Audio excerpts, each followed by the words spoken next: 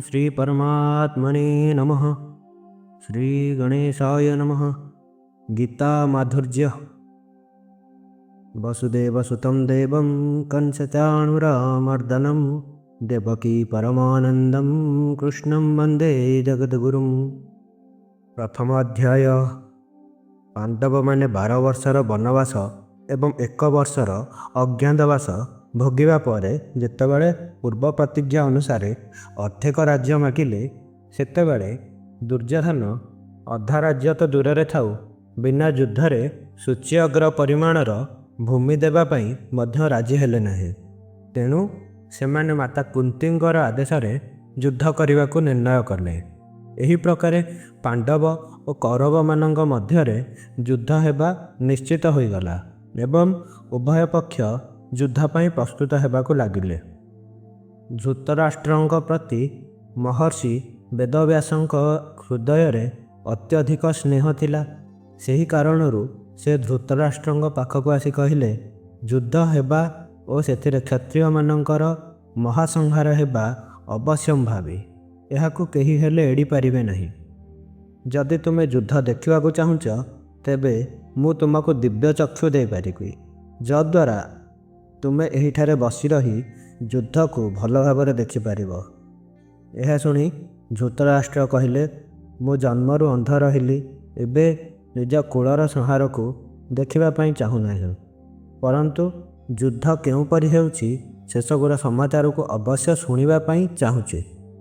ବ୍ୟାସମୁନି କହିଲେ, ମୁଁ ସଞ୍ଜୟଙ୍କୁ ଦିବ୍ୟ ଦୃଷ୍ଟି ଦେଉଛି, ଯାହାଦ୍ୱାରା ସେ ଯୁଦ୍ଧର ସମସ୍ତ ବୃତ୍ତାନ୍ତ, ସମସ୍ତ ଘଟଣା, ସୈନିକମାନଙ୍କ ମନରେ ଜାତ ହେଉଥିବା ସମସ୍ତ କଥାକୁ ଜାଣିପାରିବେ, ଶୁଣିପାରିବେ ଏବଂ ଦେଖିପାରିବେ ଏବଂ ସମସ୍ତ କଥା ତୁମକୁ ଶୁଣାଇଦେବେ। ଏହିପରି କହି ବ୍ୟାସମୁନି ସଞ୍ଜୟଙ୍କୁ ଦିବ୍ୟଚକ୍ଷୁ ପ୍ରଦାନ କଲେ। ଏହାପରେ ନିର୍ଦ୍ଧାରିତ ସମୟ ଅନୁସାରେ କୁରୁକ୍ଷେତ୍ରରେ ଉଭୟ ସେନା ଯୁଦ୍ଧ ନିମିତ୍ତ ପ୍ରସ୍ତୁତ ହେଲେ। ବର୍ତ୍ତମାନ ପ୍ରଶ୍ନ ହେଉଛି, ଯଦି ଯୁଦ୍ଧ ପାଇଁ ଉଭୟ ସେନା ପ୍ରସ୍ତୁତ ଥିଲେ, ତେବେ ଏହି ପରିସ୍ଥିତିରେ ଭଗବାନ ଅର୍ଜୁନଙ୍କୁ ଗୀତାର ଉପଦେଶ କାହିଁକି ଦେଲେ? ଶୋକ ଦୂର କରିବା ପାଇଁ ହିଁ ଭଗବାନ ଅର୍ଜୁନଙ୍କୁ ଗୀତାର ଉପଦେଶ ଦେଲେ। ଅର୍ଜୁନଙ୍କୁ ଶୋକ କେବେ ଏବଂ କାହିଁକି ହେଲା? ଯେତେବେଳେ ଅର୍ଜୁନ ଦୁଇ ସେନା ମଧ୍ୟରେ ନିଜର କୁଟୁମ୍ବମାନଙ୍କୁ ଦେଖିଲେ ଏବଂ ଯୁଦ୍ଧରେ ଉଭୟ ପକ୍ଷରେ ନିଜର କୁଟୁମ୍ବ ହିଁ ମରିବେ, ଏହା ବୁଝିପାରିଲେ, ସେତେବେଳେ ମମତାବଶତଃ ତାଙ୍କ ମନରେ ଶୋକ ଜାତ ହେଲା। ଅର୍ଜୁନ ଉଭୟ ସେନା ମଧ୍ୟରେ ନିଜର କୁଟୁମ୍ବଙ୍କୁ କାହିଁକି ଦେଖିଲେ?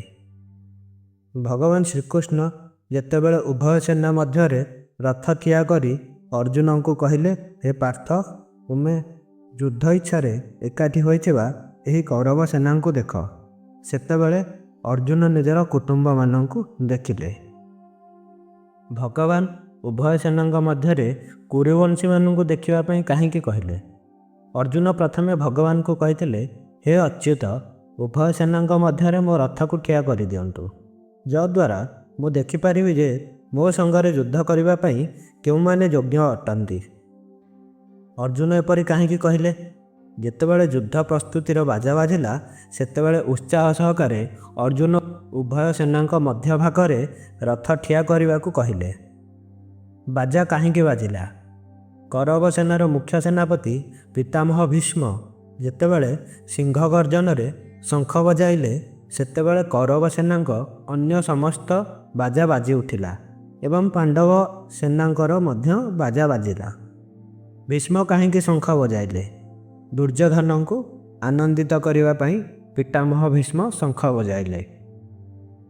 ଦୁର୍ଯ୍ୟୋଧନ କାହିଁକି ଅପ୍ରସନ୍ନ ଥିଲେ?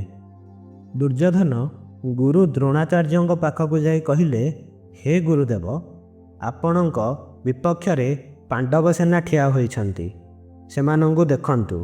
ଅର୍ଥାତ୍ ଯେଉଁ ପାଣ୍ଡବମାନଙ୍କ ପ୍ରତି ଆପଣ ସ୍ନେହ ପ୍ରେମ ରଖିଛନ୍ତି, ସେମାନେ ଆଜି ଆପଣଙ୍କ ବିରୋଧରେ ଠିଆ ହୋଇଛନ୍ତି। ପାଣ୍ଡବ ସେନାଙ୍କ ବ୍ୟୁହ ରଚନା ମଧ୍ୟ ଧୃଷ୍ଟଦ୍ୟୁମ୍ନଙ୍କ ଦ୍ୱାରା କରାଯାଇଛି। ସେ ଆପଣଙ୍କୁ ମାରିବା ପାଇଁ ହିଁ ଜାତ ହୋଇଛି। ଏହି ପ୍ରକାର ଦୁର୍ଯ୍ୟୋଧନଙ୍କ କପଟପୂର୍ଣ୍ଣ ରାଜନୀତିରେ ଭରା ହୋଇଥିବା ତୀକ୍ଷ୍ଣ କଥା ଶୁଣି ଦ୍ରୋଣାଚାର୍ଯ୍ୟ ନୀରବ ରହିଲେ, କିଛି କହିଲେ ନାହିଁ। ଏହି ହେତୁ ଦୁର୍ଯ୍ୟୋଧନ ଅପ୍ରସନ୍ନ ହେଲେ। ଦ୍ରୋଣାଚାର୍ଯ୍ୟ କାହିଁକି ନୀରବ ରହିଲେ? ଦୁର୍ଯ୍ୟୋଧନ ଦ୍ରୋଣାଚାର୍ଯ୍ୟଙ୍କୁ ଉତ୍ତେଜିତ କରିବା ପାଇଁ ଚତୁରତା ସହିତ ଯେଉଁ କଥା କହିଲେ ତାହା ଦ୍ରୋଣାଚାର୍ଯ୍ୟଙ୍କୁ ଭଲ ଲାଗିଲା ନାହିଁ। ସେ ସେତେବେଳେ ଭାବିଲେ, ଯଦି ମୁଁ ଏହି କଥାକୁ ଖଣ୍ଡନ କରିବି ତେବେ ଯୁଦ୍ଧ ସମୟରେ ଆମ ଭିତରେ ଅଭ୍ୟନ୍ତରୀଣ କଳହ ସୃଷ୍ଟି ହେବ। ମୁଁ ତା କଥାକୁ ଅନୁମୋଦନ ମଧ୍ୟ କରିପାରିବି ନାହିଁ, କାରଣ ଦୁର୍ଯ୍ୟୋଧନ ଶଠତାପୂର୍ବକ କଥାବାର୍ତ୍ତା କରୁଛି। ତାହାର ବଚନରେ ସରଳତା ନାହିଁ। ସେଥିପାଇଁ ଦ୍ରୋଣାଚାର୍ଯ୍ୟ ନୀରବ ରହିଲେ। ଦୁର୍ଯ୍ୟୋଧନ ଏହି କଥା କେତେବେଳେ, କେଉଁଠାରେ ଓ କାହିଁକି କହିଲେ? ଦୁର୍ଯ୍ୟୋଧନ ବ୍ୟୁହାକାରରେ ଦଣ୍ଡାୟମାନ ପାଣ୍ଡବ ସେନାଙ୍କୁ ଦେଖି ଗୁରୁ ଦ୍ରୋଣାଚାର୍ଯ୍ୟଙ୍କୁ ଉତ୍ତେଜିତ କରିବା ପାଇଁ ଏଭଳି ବଚନ କହିଥିଲେ। ତାହା ଧୃତରାଷ୍ଟ୍ରଙ୍କୁ ଶୁଣାଇବା ବେଳେ ସଞ୍ଜୟ ବର୍ଣ୍ଣନା କରିଛନ୍ତି। ସଞ୍ଜୟ ଏହି ବିବରଣୀ ଧୃତରାଷ୍ଟ୍ରଙ୍କୁ କାହିଁକି କହିଲେ? ଯେତେବେଳେ ଧୃତରାଷ୍ଟ୍ର ଯୁଦ୍ଧ ବିଷୟକ ସମସ୍ତ ଘଟଣାକୁ ଆରମ୍ଭରୁ ଶେଷ ପର୍ଯ୍ୟନ୍ତ ବିସ୍ତାର ପୂର୍ବକ ଶୁଣିବାକୁ ଚାହିଁଲେ, ସେତେବେଳେ ସଞ୍ଜୟ ତାହାଙ୍କୁ ଏହିସବୁ କଥା କହିଲେ। ଧୃତରାଷ୍ଟ୍ର ସଞ୍ଜୟଙ୍କଠାରୁ ଶୁଣିବାକୁ କାହିଁକି ଚାହିଁଲେ? 10 ଦିନ ଯୁଦ୍ଧ ହେବା ପରେ ସଞ୍ଜୟ ଅଚାନକ ଆସି ଧୃତରାଷ୍ଟ୍ରଙ୍କୁ କହିଲେ, କୌରବ ସେନା ଏବଂ ପାଣ୍ଡବଙ୍କ ପିତାମହ ତଥା ଶାନ୍ତନୁଙ୍କ ପୁତ୍ର ଭୀଷ୍ମ ଶରଶଯ୍ୟାରେ ଶୟନ କରିଗଲେ, ଅର୍ଥାତ୍ ତାଙ୍କୁ ରଥରୁ ଖସାଇ ଦିଆଗଲା। ଯେଉଁ ଭୀଷ୍ମ ସମସ୍ତ ଯୋଦ୍ଧାଙ୍କ ମଧ୍ୟରେ ମୁଖ୍ୟ ଏବଂ ସର୍ବଶ୍ରେଷ୍ଠ ଧନୁର୍ଦ୍ଧର ଥିଲେ, ସେ ଆଜି ଶରଶଯ୍ୟା ଉପରେ ଶୋଇଛନ୍ତି। ଏହି ସମାଚାର ଶୁଣି ଧୃତରାଷ୍ଟ୍ର ଅତ୍ୟନ୍ତ ଦୁଃଖୀ ହେଲେ ଓ ବିଳାପ କରିବାକୁ ଲାଗିଲେ। ତାପରେ ସେ ସଞ୍ଜୟଙ୍କୁ ଯୁଦ୍ଧର ସମସ୍ତ ବିବରଣୀ ଶୁଣାଇବା ପାଇଁ କହିଲେ ଓ ପଚାରିଲେ, ହେ ସଞ୍ଜୟ, ଧର୍ମଭୂମି କୁରୁକ୍ଷେତ୍ରରେ ଯୁଦ୍ଧ ଇଚ୍ଛା ରଖି ଏକତ୍ରିତ ହୋଇଥିବା ମୋର ଏବଂ ପାଣ୍ଡୁଙ୍କ ପୁଅମାନେ କ'ଣ କଲେ? ସଞ୍ଜୟ କହିଲେ, ସେ ସମୟରେ ବ୍ୟୁହ ରଚନାରେ ଠିଆ ହୋଇଥିବା ପାଣ୍ଡବ ସେନାଙ୍କୁ ଦେଖି ରାଜା ଦୁର୍ଯ୍ୟୋଧନ ଦ୍ରୋଣାଚାର୍ଯ୍ୟଙ୍କ ପାଖକୁ ଗଲେ ଏବଂ କହିଲେ, ହେ ଆଚାର୍ଯ୍ୟ, ଆପଣଙ୍କ ବୁଦ୍ଧିମାନ ଶିଷ୍ୟ ଦ୍ରୁପଦ ପୁତ୍ର ଧୃଷ୍ଟଦ୍ୟୁମ୍ନ ଦ୍ୱାରା ରଚିତ ବ୍ୟୁହରେ ଠିଆ ହୋଇଥିବା ଏହି ବିଶାଳ ପାଣ୍ଡବ ସେନାଙ୍କୁ ଆପଣ ଦେଖନ୍ତୁ। ପାଣ୍ଡବ ସେନାରେ ମୁଁ କେଉଁମାନଙ୍କୁ ଦେଖିବି ଦୁର୍ଯ୍ୟୋଧନ? ପାଣ୍ଡବମାନଙ୍କର ଏହି ସେନାରେ ମହାନ ମହାନ ଶୂରବୀର ଅଛନ୍ତି, ଯାହାଙ୍କର ବଡ଼ ବଡ଼ ଧନୁ ରହିଛି। ସେମାନେ ବଳରେ ଭୀମସେନଙ୍କ ସମାନ ଏବଂ ଯୁଦ୍ଧ କଳାରେ ଅର୍ଜୁନଙ୍କ ସମାନ ଅଟନ୍ତି। ଏମାନଙ୍କ ମଧ୍ୟରେ ଯୁଯୁଧାନ ଅର୍ଥାତ୍ ସାତ୍ୟକୀ, ରାଜା ବିରାଟ ଓ ମହାରଥୀ ଦ୍ରୁପଦ ମଧ୍ୟ ଅଛନ୍ତି। ଧୃଷ୍ଟକେତୁ, ଚେକିତାନ ଓ ପରାକ୍ରମୀ କାଶୀରାଜ ମଧ୍ୟ ଅଛନ୍ତି। ପୁରୁଜିତ ଓ କୁନ୍ତିଭୋଜ ଏହି ଦୁଇ ଭାଇ ତଥା ନରଶ୍ରେଷ୍ଠ ଶୈବ୍ୟ ମଧ୍ୟ ଅଛନ୍ତି। ପରାକ୍ରମୀ ଯୁଦ୍ଧାମନ୍ୟୁ ଓ ବଳବାନ ଉତ୍ତମୌଜା, ସୁଭଦ୍ରା ପୁତ୍ର ଅଭିମନ୍ୟୁ ଓ ଦ୍ରୌପଦୀଙ୍କ 5 ପୁତ୍ର ମଧ୍ୟ ଅଛନ୍ତି। ଏମାନେ ସମସ୍ତେ ମହାରଥୀ। ପାଣ୍ଡବ ସେନାର ଶୂରବୀରଙ୍କ ନାମ ତ ତୁମେ କହିଦେଲ, ଏବେ ଆପଣା ସେନାରେ କିଏ କିଏ ଶୂରବୀର ଅର୍ଥାତ୍ ଯୋଦ୍ଧା ଅଛନ୍ତି ତାହା କୁହ ଦୁର୍ଯ୍ୟୋଧନ। ଏ ଦ୍ୱିଜୋତ୍ତମ, ଆମ ସେନାରେ ଯେଉଁ ବିଶିଷ୍ଟ ପୁରୁଷମାନେ ଅଛନ୍ତି ସେମାନଙ୍କ ଆଡ଼କୁ ଆପଣ ମନ ଧ୍ୟାନ ଦିଅନ୍ତୁ। ଆପଣ ଅର୍ଥାତ୍ ଦ୍ରୋଣାଚାର୍ଯ୍ୟ, ପିତାମହ ଭୀଷ୍ମ, କର୍ଣ୍ଣ, ସଂଗ୍ରାମ ବିଜୟୀ କୃପାଚାର୍ଯ୍ୟ, ଅଶ୍ୱତ୍ଥମା, ବିକର୍ଣ୍ଣ ଓ ସୋମଦତ୍ତାଙ୍କ ପୁତ୍ର ଭୂରିଶ୍ରବା ତଥା ଏମାନଙ୍କ ବ୍ୟତୀତ ଆଉ ମଧ୍ୟ ବହୁତ ଶୂରବୀର ଅଛନ୍ତି, ଯେଉଁମାନେ ମୋ ପାଇଁ ନିଜ ଜୀବନକୁ ପାଣି ଛଡ଼ାଇ ଦେଇଛନ୍ତି ଏବଂ ସେମାନେ ସମସ୍ତେ ଅନେକ ପ୍ରକାରର ଅସ୍ତ୍ରଶସ୍ତ୍ର ଚଳାଇବାରେ ନିପୁଣ ତଥା ଯୁଦ୍ଧ କଳାରେ ଅତ୍ୟନ୍ତ ଚତୁର ଅଟନ୍ତି। ଉଭୟ ସେନାଙ୍କ ପ୍ରଧାନ ପ୍ରଧାନ ଯୋଦ୍ଧାମାନଙ୍କୁ ଦେଖାଇବା ପରେ ଦୁର୍ଯ୍ୟୋଧନ କ'ଣ କଲେ ସଞ୍ଜୟ? ଦୁର୍ଯ୍ୟୋଧନ ଆପଣା ମନରେ ବିଚାର କଲେ ଯେ ଉଭୟ ପକ୍ଷର ସମର୍ଥକ ଭୀଷ୍ମଙ୍କ ଦ୍ୱାରା ରକ୍ଷିତ ଆମ ସେନା ପାଣ୍ଡବ ସେନାଙ୍କ ଉପରେ ବିଜୟ ପାଇବାରେ ଅସମର୍ଥ ଅଟନ୍ତି ଏବଂ କେବଳ ଆପଣା ପକ୍ଷର ସମର୍ଥକ ଭୀମଙ୍କ ଦ୍ୱାରା ରକ୍ଷିତ ପାଣ୍ଡବ ସେନା ଆମ ସେନା ଉପରେ ବିଜୟ ଲାଭ କରିବାରେ ସମର୍ଥ ଅଟନ୍ତି। ମନରେ ଏହିପରି ବିଚାର କରିବା ପରେ ଦୁର୍ଯ୍ୟୋଧନ କ'ଣ କଲେ? ସେ ସମସ୍ତ ଶୂରବୀରଙ୍କୁ କହିଲେ, ଆପଣ ସମସ୍ତେ ନିଜ ସ୍ଥାନରେ ଦୃଢ଼ତାର ସହ ରହି ପିତାମହ ଭୀଷ୍ମଙ୍କୁ ଚାରିପାଖରୁ ରକ୍ଷା କରନ୍ତୁ। ଦୁର୍ଯ୍ୟୋଧନ ଜାଣିଥିଲେ ଯେ ଦ୍ରୋଣ ଏବଂ ଭୀଷ୍ମ ହେଉଛନ୍ତି ଉଭୟ ପକ୍ଷର ସମର୍ଥକ।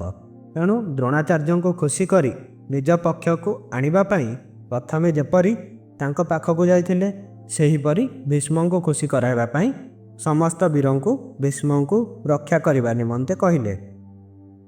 ନିଜର ରକ୍ଷା କଥା ଶୁଣି ଭୀଷ୍ମ କ'ଣ କଲେ? ପିତାମହ ଭୀଷ୍ମ ଦୁର୍ଯ୍ୟୋଧନଙ୍କୁ ପ୍ରସନ୍ନ କରାଇବା ନିମନ୍ତେ ସିଂହ ପରି ଗର୍ଜନ କରି ବଡ଼ ବେଗରେ ଶଙ୍ଖ ବଜାଇଲେ। ଭୀଷ୍ମ ଶଙ୍ଖ ବଜାଇବା ପରେ କ'ଣ ହେଲା ସଞ୍ଜୟ? ଭୀଷ୍ମ ଦୁର୍ଯ୍ୟୋଧନଙ୍କୁ ଆନନ୍ଦିତ କରାଇବା ପାଇଁ ଶଙ୍ଖ ବଜାଇଥିଲେ, କିନ୍ତୁ କୌରବମାନେ ଏହାକୁ ଯୁଦ୍ଧାରମ୍ଭର ଘୋଷଣା ଭାବି ନେଲେ। ତେଣୁ ଭୀଷ୍ମଙ୍କ ଶଙ୍ଖନାଦ ହେବା କ୍ଷଣି କୌରବ ସେନାର ଶଙ୍ଖ, ଭେରୀ, ଢୋଲ, ମୃଦଙ୍ଗ ଇତ୍ୟାଦି ନାନା ପ୍ରକାରର ବାଜା ଏକ ସଙ୍ଗରେ ବାଜି ଉଠିଲା। ଫଳରେ ବଡ଼ ଭୟଙ୍କର ଶବ୍ଦ ହେଲା। କୌରବ ସୈନ୍ୟଙ୍କ ବାଜା ବାଜି ଉଠିବା ପରେ କ'ଣ ହେଲା ସଞ୍ଜୟ? କୌରବ ସୈନ୍ୟଙ୍କ ବାଜା ବାଜି ଉଠିବା ପରେ ପାଣ୍ଡବ ସୈନ୍ୟଙ୍କ ବାଜା ବାଜିବା କଥା, କିନ୍ତୁ ସେମାନଙ୍କୁ କୌଣସି ଆଜ୍ଞା ମିଳିନଥିଲା। ତାହାପରେ ଶ୍ୱେତ ଅଶ୍ୱଯୁକ୍ତ ଦିବ୍ୟ ରଥ ଉପରେ ବିରାଜମାନ ଲକ୍ଷ୍ମୀପତି ଭଗବାନ ଶ୍ରୀକୃଷ୍ଣ ପାଞ୍ଚଜନ୍ୟ ନାମକ ଓ ଅର୍ଜୁନ ଦେବଦତ୍ତ ନାମକ ଦିବ୍ୟ ଶଙ୍ଖକୁ ବଡ଼ ବେଗରେ ବଜାଇଲେ। ତତ୍ପଶ୍ଚାତ୍ ଭୀମ, ପୌଣ୍ଡ୍ର, ଯୁଧିଷ୍ଠିର, ଅନନ୍ତ ବିଜୟ, ନକୁଳ, ସୁଘୋଷ ଓ ସହଦେବ ମଣିପୁଷ୍ପକ ନାମକ ଶଙ୍ଖ ବଜାଇଲେ। ତାପରେ ଆଉ କିଏ ଶଙ୍ଖ ବଜାଇଲେ? ହେ ରାଜନ୍, ତାପରେ ପାଣ୍ଡବଙ୍କ ସୈନ୍ୟବାହିନୀରେ ଶ୍ରେଷ୍ଠ ଧନୁର୍ଦ୍ଧାରୀ କାଶୀରାଜ, ମହାରଥୀ ଶିଖଣ୍ଡୀ, ଧୃଷ୍ଟଦ୍ୟୁମ୍ନ, ରାଜା ବିରାଟ, ଅଜୟ, ସାତ୍ୟକୀ, ରାଜା ଦ୍ରୁପଦ, ଦ୍ରୌପଦୀଙ୍କ ପାଞ୍ଚ ପୁତ୍ର ଓ ସୁଭଦ୍ରା ପୁତ୍ର ମହାବାହୁ ଅଭିମନ୍ୟୁ ଏ ସମସ୍ତ ମହାରଥୀ ନିଜ ନିଜ ଶଙ୍ଖ ବଜାଇଲେ। ପାଣ୍ଡବମାନଙ୍କ ଏହି ଶଙ୍ଖଧ୍ୱନିର ପରିଣାମ କ'ଣ ହେଲା?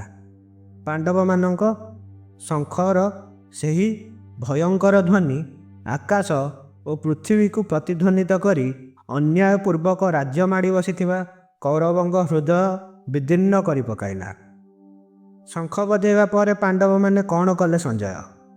ହେ ମହୀପତେ, ଶଙ୍ଖନାଦ ପରେ ଯୁଦ୍ଧ ଆରମ୍ଭ ହେବାକୁ ଯିବା ସମୟରେ ଆପଣଙ୍କର ସ୍ୱଜନ ଅର୍ଥାତ୍ କୌରବମାନଙ୍କୁ ଦେଖି କପିଧ୍ୱଜରେ ବିରାଜମାନ ଅର୍ଜୁନ ନିଜର ଗାଣ୍ଡୀବ ଧନୁ ଉଠାଇ ନେଲେ ଏବଂ ଅନ୍ତର୍ଯ୍ୟାମୀ ଭଗବାନ ଶ୍ରୀକୃଷ୍ଣଙ୍କୁ କହିଲେ, ହେ ଅଚ୍ୟୁତ, ମୋ ରଥକୁ ଉଭୟ ସେନାଙ୍କ ମଧ୍ୟଭାଗରେ ଛିଡ଼ା କରିଦିଅନ୍ତୁ। ରଥକୁ ମଧ୍ୟଭାଗରେ କାହିଁକି ଠିଆ କରାଇବି ଅର୍ଜୁନ?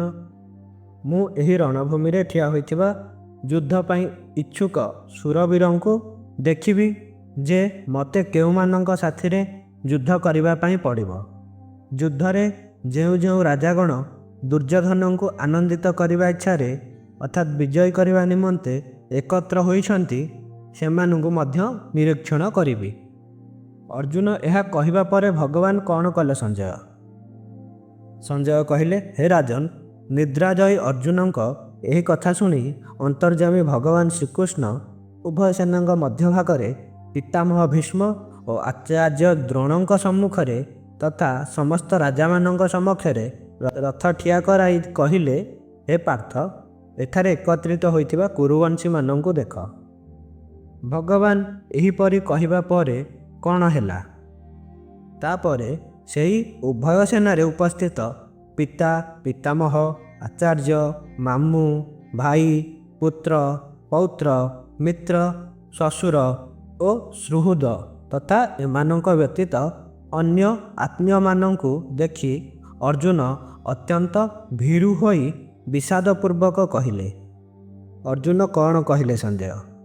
ଅର୍ଜୁନ କହିଲେ, ହେ କୃଷ୍ଣ, ନିଜର ସ୍ୱଜନମାନଙ୍କୁ ଯୁଦ୍ଧ ପାଇଁ ସାମ୍ନାରେ ଠିଆ ହୋଇଥିବାର ଦେଖି ମୋର ସମସ୍ତ ଅଙ୍ଗ ପ୍ରତ୍ୟଙ୍ଗ ଶିଥିଳ ହୋଇଯାଉଛି, ପାଟି ଶୁଖି ଯାଉଅଛି, ଦେହରେ ଶିହରଣ ଜାତ ହେଉଛି, ଲୋମ ଟାଙ୍କୁରି ଉଠୁଛି, ଗାଣ୍ଡୀବ ଧନୁ ହାତରୁ ଖସି ଯାଉଛି।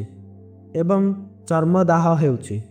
ମୋର ମସ୍ତିଷ୍କ ଭ୍ରମିତ ହେଉଛି ଓ ମୁଁ ଠିଆ ହୋଇ ରହିବାକୁ ଅସମର୍ଥ ହୋଇଯାଉଛି। ଏହା ବ୍ୟତୀତ ଆଉ କ'ଣ ଦେଖୁଛ ଅର୍ଜୁନ? ହେ କେଶବ, ମୁଁ ନାନା ବିପରୀତ ଲକ୍ଷଣ ଦେଖୁଛି ଏବଂ ଯୁଦ୍ଧରେ ଏହି ଜ୍ଞାତି କୁଟୁମ୍ବଙ୍କୁ ହତ୍ୟା କରିବାରେ କୌଣସି ଲାଭ ବି ଦେଖୁନାହିଁ। ସେମାନଙ୍କୁ ହତ୍ୟା ନ କରି କିପରି ରାଜ୍ୟ ଲାଭ କରିବ? ହେ କୃଷ୍ଣ, ମୁଁ ବିଜୟ ଅବା ରାଜ୍ୟ ଚାହୁଁନାହିଁ ଏବଂ ସୁଖ ମଧ୍ୟ ଚାହୁଁନାହିଁ। ହେ ଗୋବିନ୍ଦ, ଆମ୍ଭକୁ ରାଜ୍ୟରୁ, ଭୋଗରୁ ଅଥବା ବଞ୍ଚି ରହିଲେ ମଧ୍ୟ କି ଲାଭ ମିଳିବ? ତୁମେ ବିଜୟ ଇତ୍ୟାଦି କାହିଁକି ଚାହୁଁନାହ? ଯେଉଁମାନଙ୍କ ପାଇଁ ଆମେ ରାଜ୍ୟ, ସୁଖ, ଭୋଗ ଆଦି ଚାହୁଁଛୁ, ସେମାନେ ତ ସମସ୍ତେ ନିଜ ପ୍ରାଣ ଓ ଧନର ଆଶା ଛାଡ଼ି ଦେଇ ଯୁଦ୍ଧ ପାଇଁ ଠିଆ ହୋଇଛନ୍ତି। ସେମାନେ କିଏ ଅର୍ଜୁନ? ଆଚାର୍ଯ୍ୟ, ପିତା, ପୁତ୍ର, ପିତାମହ, ମାମୁଁ, ଶ୍ୱଶୁର, ପୌତ୍ର, ଶାଳକ ଓ ଆହୁରି ଅନେକ ଜ୍ଞାତି ଲୋକ ଅଟନ୍ତି। ସେ ଲୋକମାନେ ତୁମକୁ ମାରିବା ପାଇଁ ଯଦି ପ୍ରସ୍ତୁତ ହୋଇଯାଆନ୍ତି, ତାହେଲେ ସେମାନେ ମୋତେ ମାରିଦିଅନ୍ତୁ ପଛେ, କିନ୍ତୁ ହେ ମଧୁସୂଦନ, ମୋତେ ତ୍ରିଲୋକର ରାଜ୍ୟ ମିଳିଗଲେ ମଧ୍ୟ ମୁଁ ସେମାନଙ୍କୁ ମାରିବାକୁ ଚାହୁଁନାହିଁ। ପୁଣି ପୃଥିବୀର ରାଜ୍ୟ ପାଇଁ ଅବା କିପରି ମାରିବି? ଆରେ ଭାଇ, ରାଜ୍ୟ ମିଳିଗଲେ ତ ଆନନ୍ଦ ବଢ଼େ, କ'ଣ ତୁମେ ତାହା ମଧ୍ୟ ଚାହୁଁନାହ?